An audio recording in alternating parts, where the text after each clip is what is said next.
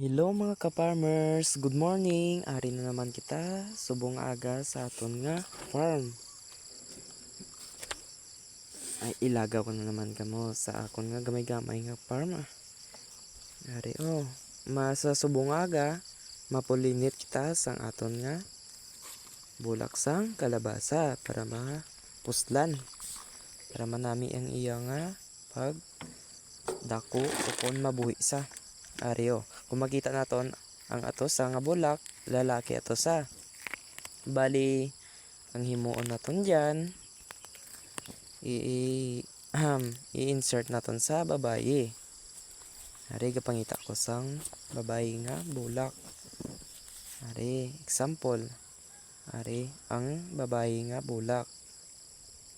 Mo na sa magpulinet sang kalabasa. Kasimple lang.